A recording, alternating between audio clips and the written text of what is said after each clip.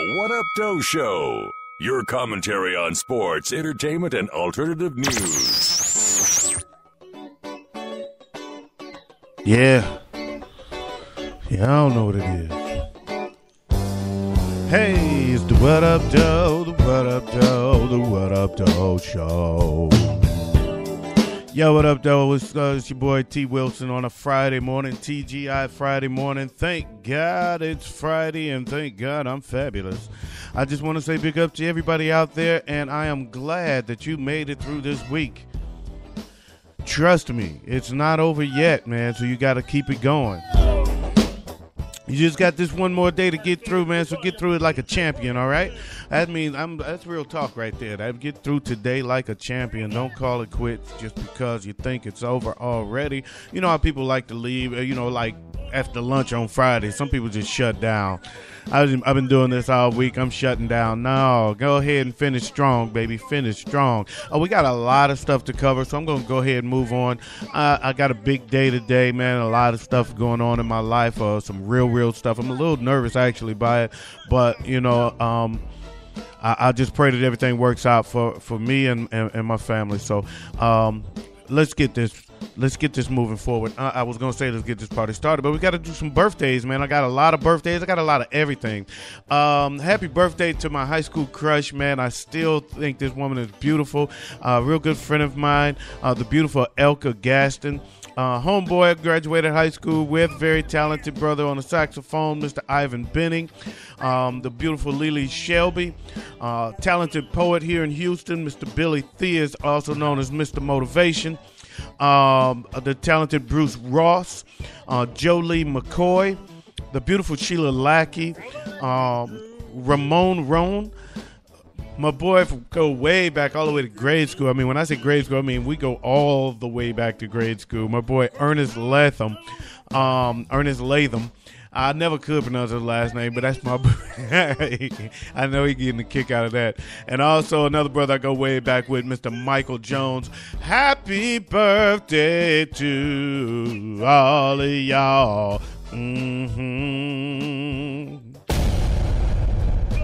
And we got the chip tunes going strong today, man. I'm telling you, so just be ready for it. Now let's get this party started. I told you we had the chip tunes going strong, man. I'm telling you, they're going strong. My mouse has been like super duper sensitive this morning.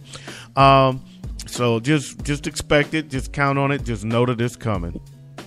What Up Doe Sports. And I mean on everything I touch. My mouse is super sensitive. So anyway, What Up Doe Sports football season opened up last night, and all those that were afraid to bet against Aaron Rodgers giving up 6 points missed out on a big payday because the Seattle Seahawks pounded that ass. The Seahawks are the real deal, and they proved to be far superior to the Packers. My boy T Money is in a deep state of depression. Somebody needs to get that dude a puppy. Fantasy football also started out last night. I run a league called the Nasty Football League. I'll be giving you some updates on that periodically. I may even do a Nasty Football League show because my league is like a long-running league. It's been going on for a lot of years. It's one of the longest-running leagues out there, and very tough to win my league. I actually came in second place last year. And anyway, this year I promise to be one of the highest scoring. This year promises to be the highest scoring season of all times because I pulled out all the stops. Everything counts. Opening night is proving to live up to the hype. Latone Hart has a team called In Your Mouth Brigade. They were the league's doormat a couple years ago, and they're going up against, in week one, last year's doormat, the Pasadena Rose Ballers. And Latone's team has beaten the snot out them boys so far, 102-6 after last night. Ain't that crazy? But don't get comfortable, Latone, because this season points in the Nasty League will add up quick, and they can come back on your ass. Floyd Mayweather's ex-fiancée, Chantel Jackson, is suing the boxer, claiming he attacked her on multiple occasions and once pulled a gun on her and threatened to shoot. According to the lawsuit obtained by the Up Doe Show, Jackson claims Floyd first got violent with her back in 2012, right after he was released from the slammer in a domestic violence case involving another woman. I tend to believe that. You know why? Because when guys get caught, they get caught up and they gotta defend themselves over another woman, they tend to try to turn the tables and get mad at you to keep you from being mad at them.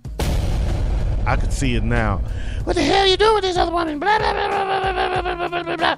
Bitch, I don't know. Blah, blah, blah, blah, blah, blah, blah, blah. What Up Doe News? I'm sorry.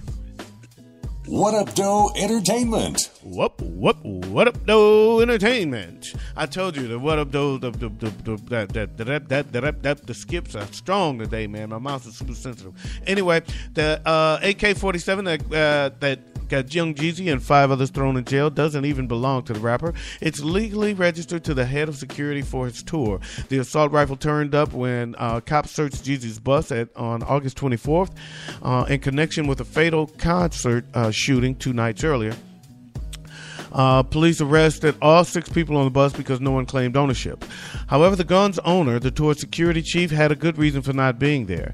The guy got shot in the arm at 10AK nightclub the night before when he was caught in the crossfire where Suge Knight got shot 6 times. Whoop. Steve-O went to great lengths to pull off a seemingly harmless protest of SeaWorld expense on a freeway sign, and now the California Highway Patrol is recommending he face charges for it. The CHP says its investigation found that the jackass star should be charged with vandalism and trespassing. Steve climbed a freeway sign that said SeaWorld Drive and changed it to read SeaWorld Sucks. By the time cops arrived, Steve and his crew were long gone, but eventually they posted the video to YouTube, and now it's in the hands of San Diego's district attorney. Steve-O says, I'd like to thank the CHP for breathing new life into this story. Bring on the publicity because SeaWorld sucks. By the way, rest in peace, Joan Rivers. And now it's time for What Up Doe News? In Ocala, Florida, Adam Lanquist was arrested Tuesday after repeatedly calling 911 to request a ride to the liquor store from police. Lanquist began by calling 911 and requesting them to arrest his girlfriend. They came and arrested the chick on domestic violence charges. After she was taken by officers, he then called and said she needed to be taken to rehab, not jail. And it was during one of these conversations that he also asked for a ride to go to the liquor store and get a little drink. Wanted to get a drinky on. Well, the police arrested Lanquist for misuse of 911 and sent him to Marion County Jail. That might not have been a bad idea after all, if you consider the guy in Montreal, Quebec, while officials at a Montreal jail are refusing to comment on a Facebook picture depicting an inmate with a cigar and a bottle of expensive cognac. The photos posted to Facebook by Michael Simoneau, a repeat offender awaiting a sentencing at the Bordeaux jail on a robbery conviction. The pictures depict him holding a $250 bottle of XO cognac and a cigar that may or may not have contained marijuana. The caption reads, and I quote, XO in a blunt, living the jail life, unquote. Living the jail life. You gotta love it. You gotta love that jail life, especially when the guys are proud of it. You know, living the jail life is cool, man. For all those that think living the jail life is cool, you guys need to go to jail and get a shot of reality, because living the jail life is anything but cool. Living the jail life is a bummer. It's borderline slavery. I'm not sure if you know this or not, but when you're living the jail life, they pretty much treat you like a slave. You come and go when they say come and go, And when I say come and go, I don't mean come and go outside. I mean you come and go out of your cell. When they say come and go out of your cell or to the restroom, and you have to pee in front of everybody. The jail life ain't cool.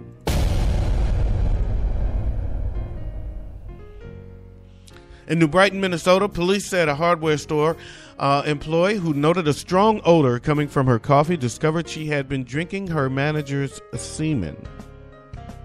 Investigators said the victim, a worker at Beiswinger's hardware store, told officers she noted a strong odor that resembled urine, but was somewhat different and strange. The odor was coming from her coffee mug, and she found a liquid she suspected to be semen dripping off of her desk and onto the floor. That's nasty. That is nasty like the Football League. The woman told police she had an ongoing issue with a foul taste in her coffee that she previously attributed to spoiled milk. Yeah, it was spoiled milk, all right, baby. It was a little extra cream in your coffee. She suspected the culprit was John Lind, the plumbing and heating department manager, who would often approach her with the zipper of his pants open. Hey, how you doing this morning, baby? You notice anything? Are those bullets in your shirt, or are you happy to see me? Lind admitted that he ejaculated into the woman's coffee and onto her desk on repeated occasions because he was attracted to the woman and he felt, quote unquote, a sexual compulsion that he could not control. So I jacked off in her coffee, and if it got onto her desk, so be it. She needed to sip my semen. I wanted her to drink my cum. Swallow it, baby. Feel the mutual sexual compulsion by drinking my nut. Sip it, baby. Sip it and swallow it whole. Do you swallow? You think you don't. It is time for a What Up Doe movie review. Oh, that's the documentary called No Crossover, The Trial of Allen Iverson. Extremely interesting.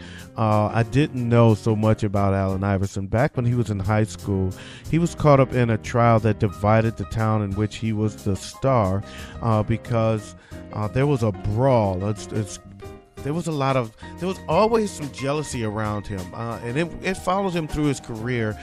White people did not like Allen Iverson. I don't know what it is.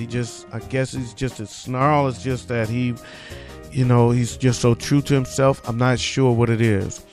But he was really a good kid from just a rough area, and he was a tough kid. And he was a star athlete in his hometown, a big-time star athlete in two sports, football and basketball. State champs in both.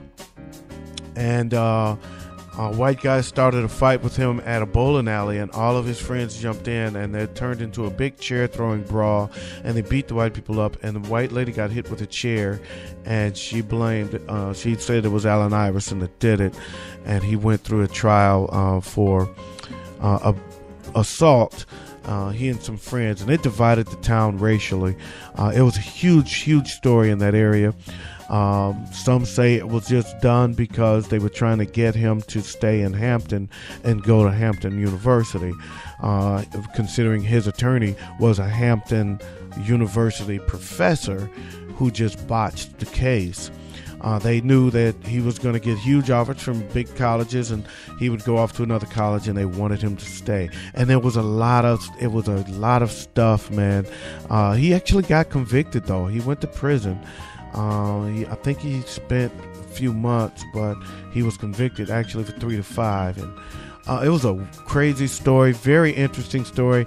I knew nothing about it, absolutely nothing about it. I gave it a 4 out of 5 because I was so interested and so blown away that such a story about a famous person never really hit, and I never knew that. So I like that when I find out, uncover stories about famous people that I never knew.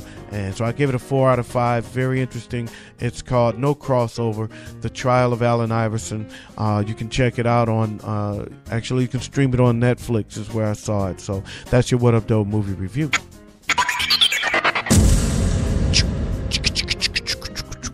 I told you, those chickies is in full effect today, man. My mouth is super sensitive. And then it's now time for my new segment, the What Up Doe commentary.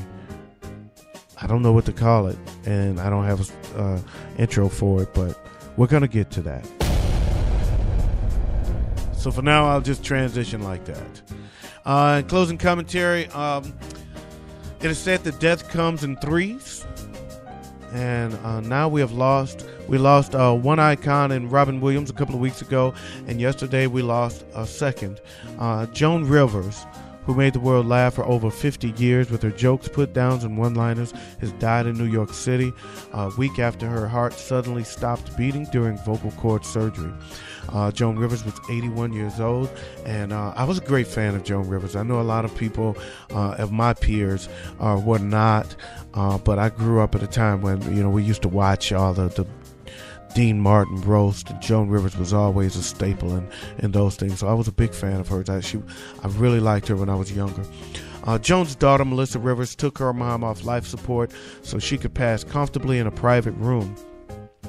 The death has been reported to the New York City Medical Examiner's Office, and they will open an investigation to determine the cause of death.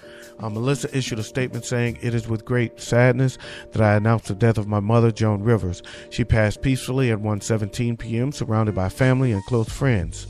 My son and I would like to thank the doctors, nurses, and staff of Mount Sinai Hospital for the amazing care they provided for my mother." On the other hand, the clinic where Joan Rivers was undergoing a throat procedure last week is under fire because fans are blaming the staff for her death, and they are making it clear they're out for blood. The Yorkville Endoscopy Clinic in New York City tell us death threats have been coming in droves since Joan was rushed to the hospital last week. Some of the threats have included, quote, unquote, "If Joan dies, so will you." And quote unquote, "I hope you people die. You killed an icon." The New York Health Department is already reviewing the clinic to see if a full-scale investigation is warranted. Again, I want to say, rest in peace, Joan Rivers. My prayers go out to the family. She is an icon. She's done a lot of great work in the past. I know some people don't know her from her past work when she was really on top. They know her from more recent works where she's really middle of the road to probably closer to the bottom of the middle of the road pack, because she's an elder and she's not doing the work that she used to do back in the day. But trust me, this woman was very talented back in her day, and I say rest in peace, Joan Rivers. And I'm sorry that this came about, folks. Please don't. I'm not going to say don't turn it into something it's not. If the endoscopy clinic is found liable for her death, then they deserve whatever punishment comes to them, and that's how I feel about it. Just like I feel about every other crime, like the Michael Brown injustice. Whatever comes to that cop or that officer and that police department is what they deserve. And I'm not going to tell anybody to back off, because I don't think you need to, and I don't think you should, because I think sometimes you back off, your silence is taken as weakness and as contentment, and that is not what it is. The peace and the silence is not contentment. If you think it is, you go ahead and continue with the injustice and see what happens. So, a moment of silence for Joan Rivers. Rest in peace.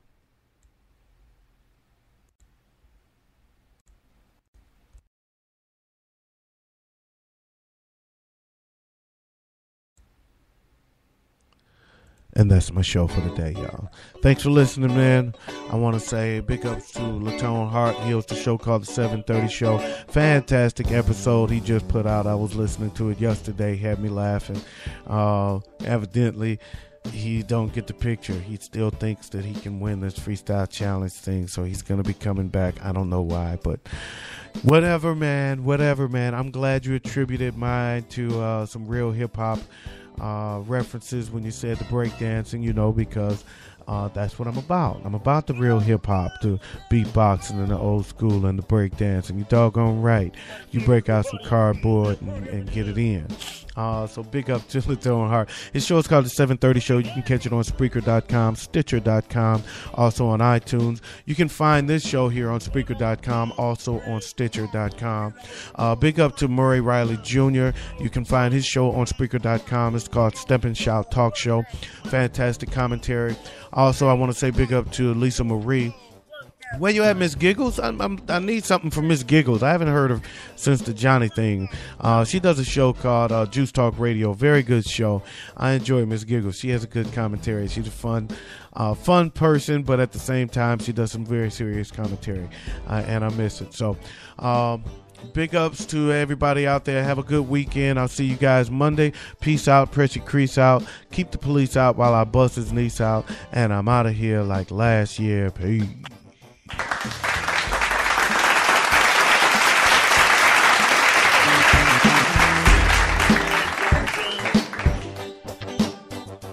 Oh, and in case I don't see you, good afternoon, good evening, and good night.